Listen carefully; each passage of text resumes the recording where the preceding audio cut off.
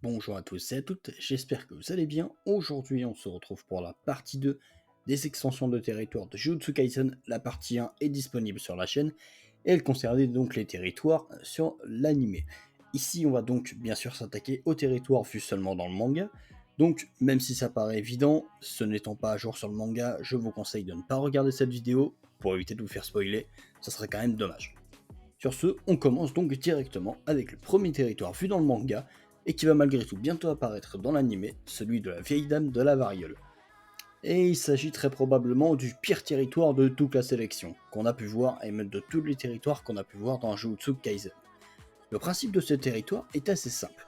Il va enfermer donc les cibles se trouvant à l'intérieur du territoire dans un cercueil, pour les emprisonner, et avec un compteur, va pouvoir leur balancer en gros des grosses caillasses sur la figure et juste voilà tenter de les écraser ainsi. Cependant, il y a beaucoup de problèmes à ce territoire. Le premier étant que bien que la vieille dame de la variole puisse piéger plusieurs personnes dans son territoire, donc dans des cercueils, elle ne peut activer un sort infaillible que sur une seule personne à la fois. Et du coup, c'est un petit peu embêtant, parce que c'est-à-dire que si il y a plusieurs personnes dans ce territoire, du coup, ok, elle va pouvoir en emprisonner plusieurs, mais il n'y en aura qu'une seule qui sera touchée, donc les autres pourront tenter de trouver une solution pour sortir pendant ce temps-là. Et le deuxième problème étant que ce territoire n'inflige pas tant de dégâts que ça. Les personnes s'étant trouvées dedans, globalement, sont sorties assez facilement.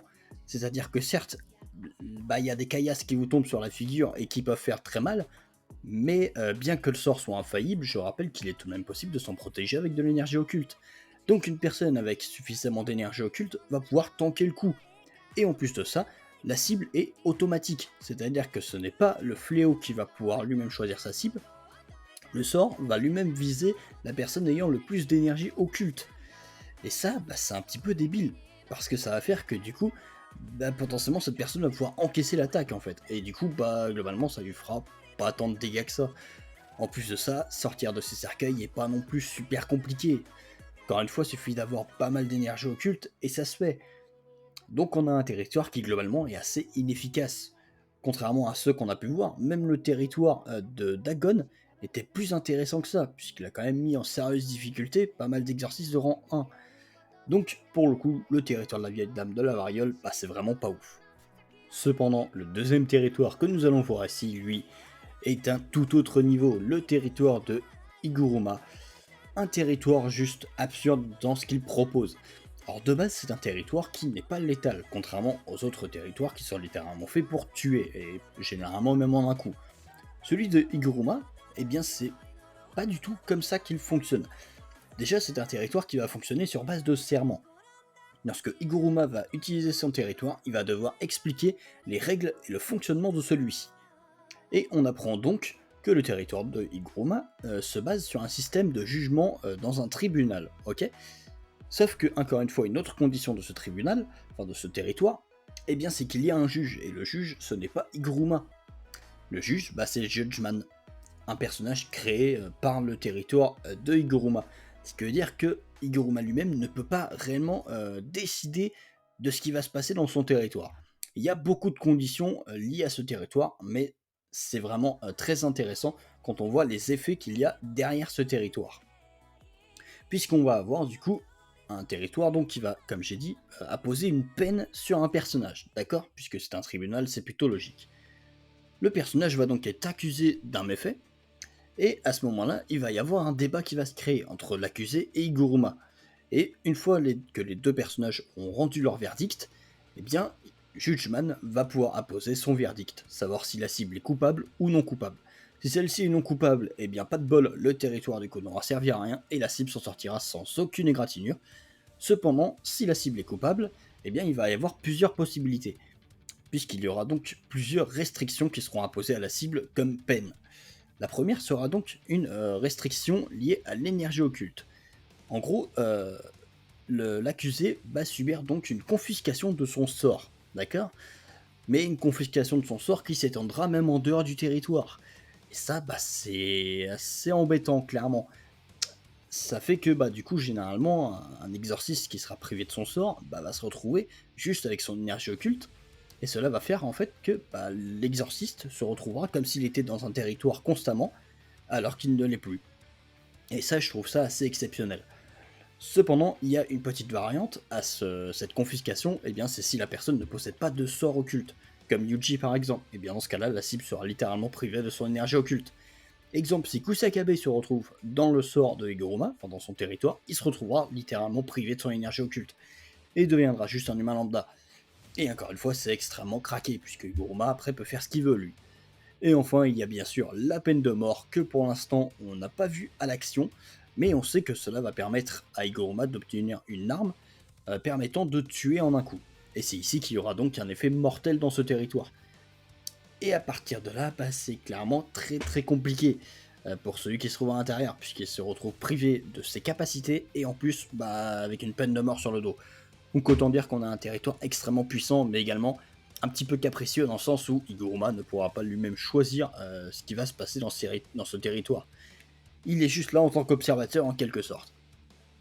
Maintenant, à toutes ces conditions, il y en a une autre que je me pose, et ici on va discuter un petit peu rapidement. Est-ce que les personnes à l'intérieur du territoire de Higuruma peuvent elles-mêmes utiliser une extension de territoire pour essayer de s'en libérer? Et là vous allez me dire, bah oui, ce serait juste un duel de territoire. Sauf que là, c'est la question que je me pose, c'est que dans un territoire classique, effectivement, ce serait possible. Mais est-ce que c'est l'est dans le territoire d'Higuruma? Dans le sens où celui-ci crée un tribunal, et surtout une scène de jugement. Lors d'un jugement, l'accusé ne peut pas, à tort et à travers, venir se battre avec le juge ou qui que ce soit. Il est généralement enchaîné, et le moindre crime en plus qu'il va commettre sera mis sur son dos, sur le moment. Ce qui veut dire que, selon moi, il y a une possibilité comme quoi la personne à l'intérieur du territoire de Higuruma ne puisse même pas utiliser son propre territoire pour s'en sortir.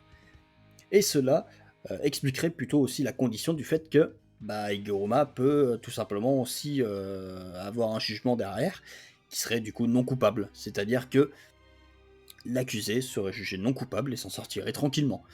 Et ça fait que c'est quand même une grosse condition pour un territoire. Un territoire qui potentiellement n'aurait aucune incidence, il faut bien quelque chose en contrepartie. Et la contrepartie, ce serait peut-être ça. Le fait que Sukuda, par exemple, ici, ne pourrait pas utiliser son extension de territoire dans les derniers chapitres. Et ce serait d'autant plus intéressant dans le sens où l'idée qu'il utilise son territoire n'a même pas été abordée. Donc il est quand même fort probable que cette théorie puisse être validée prochainement. On va donc pouvoir passer au prochain territoire, mais avant ça, on va parler des 3 territoires qu'on a failli voir, c'est-à-dire celui de Yuta et celui donc de Takao et de Ryu. Donc on se rappelle que les 3 ont voulu faire un duel de territoire à 3, mais la barrière s'était brisée, ce qui fait que on n'avait pas vu ce qui s'est passé.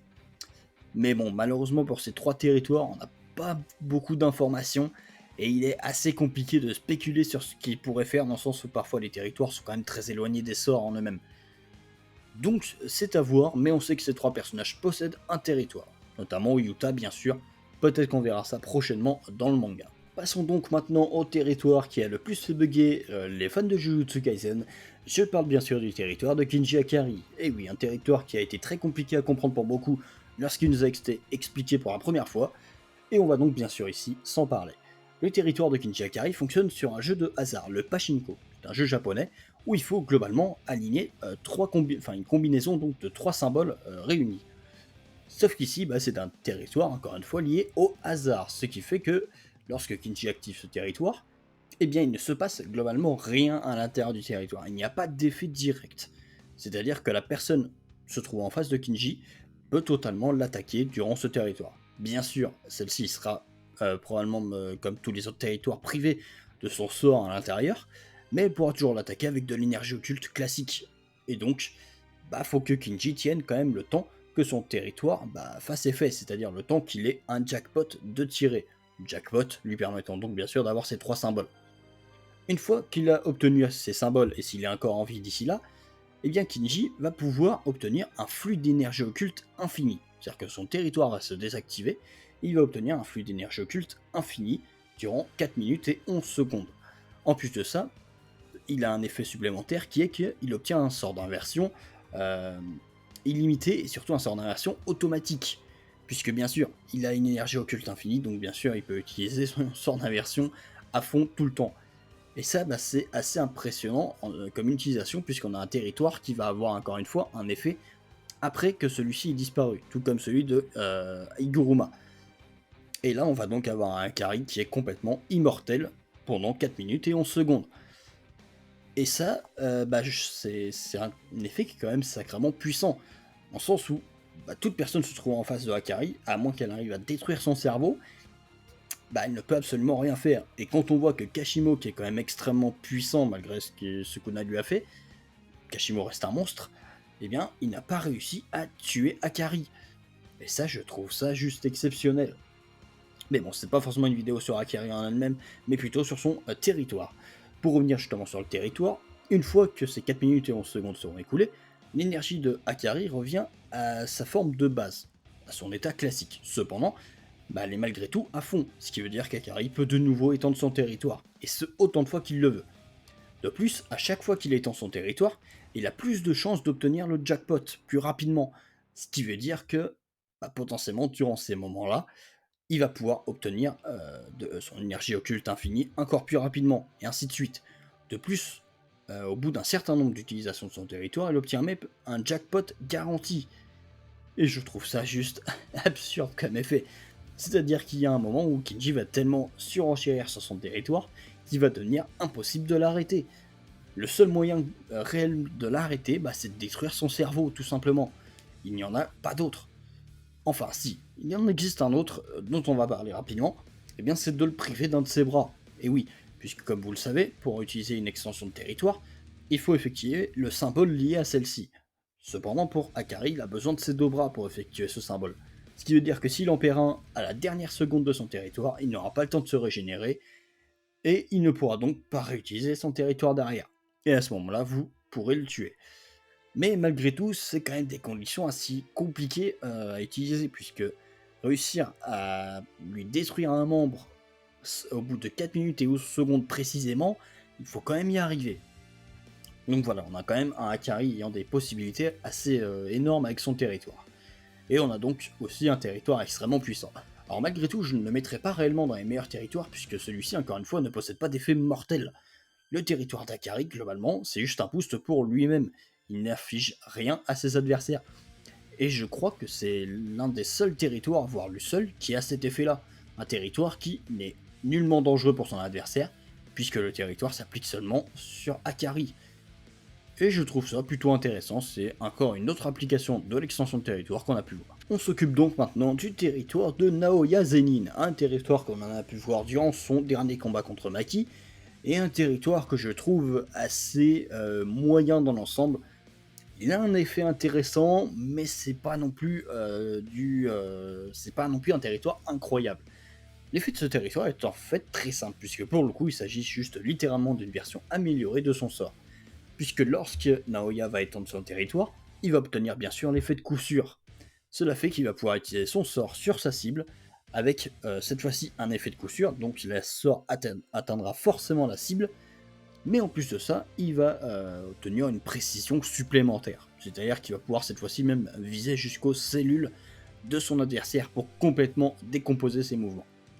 Cependant, bah, c'est un territoire globalement assez moyen malgré tout, puisque c'est sa seule utilité, ce qui fait que si derrière un Naoya n'est pas capable de briser son adversaire, donc n'est pas plus puissant que lui réellement en termes d'énergie occulte, eh bien ça ne servira pas à grand chose. Malgré tout, bah, face à des adversaires plus faibles que lui, bah, c'est sûr que Naoya va l'emporter assez facilement ainsi. Sauf s'il se retrouve face à des adversaires comme Maki, mais ça c'est voilà, c'est un cas un petit peu particulier disons. Mais voilà, pas besoin d'en dire plus réellement sur le territoire de Naoya, puisque tout simplement il n'y a pas plus de choses à en dire. Et maintenant le territoire de Kenjaku, un territoire qu'on a pu voir quand même assez récemment dans le manga lorsque du coup Kenjaku a pu affronter Yuki, et c'est un territoire qui globalement lui aussi a des effets plutôt moyens je trouve. Alors le gros point fort de ce territoire c'est que tout comme celui de Sukuna, il ne possède pas de barrière, et c'est donc dans la réalité. Mais c'est à peu près le seul avantage que je trouve au territoire de Kenjaku en réalité pour le moment. C'est-à-dire qu'il va permettre effectivement de contrer d'autres territoires potentiellement, puisque le territoire de Kenjaku va lui permettre d'accroître la puissance de ses sorts et notamment de ses fléaux. Ce qui fait que potentiellement les fléaux pourront ainsi détruire les barrières de l'extérieur, comme Sukuna face à Gojo Satoru, mais c'est à peu près tout en fait. C'est-à-dire que derrière, bah, les personnes se trouvent à l'intérieur pourront assez bien gérer le territoire en lui-même du moment qu'elles ont une énergie occulte suffisante. Le seul problème à ça, eh bien, c'est Kenjaku lui-même en fait. Le territoire de Kenjaku est surpuissant et extrêmement dangereux parce que c'est Kenjaku. Et tout simplement parce qu'avoir plus d'énergie occulte que Kenjaku et être plus puissant que lui, bah, c'est très très compliqué. Mais en réalité, une personne avec une énergie occulte classique, ayant le même territoire, eh bien, ça serait pas la même chose, clairement pas. Le territoire serait même assez moyen. Ici, le territoire est beaucoup plus puissant parce que c'est Kenjaku, et que bah il faut pouvoir le gérer lui et les fléaux qu'il a boostés. Donc voilà, un territoire somme toute assez décevant je trouve, mais c'est pas étonnant dans le sens où c'est seulement le territoire de Geto Suguru réellement, et pas forcément celui de Kenjaku lui-même. Faut quand même faire la nuance, je pense ici. Donc on peut comprendre ici le fait que ce territoire soit moins puissant que ce qu'on aurait pu imaginer. Je pense que le territoire de Kenjaku réellement doit être beaucoup plus puissant que ça. Et de toute façon, je pense qu'on aura bientôt l'occasion de voir ça, puisqu'il est à l'heure actuelle en train de se battre contre Yuta. Enfin, s'il s'est pas fait tuer en se faisant décapiter, mais bon, ça m'étonnerait, c'est Kenjaku quand même. On en reparlera à ce moment-là peut-être. On peut donc passer à l'un des derniers territoires de cette vidéo, Yorozu.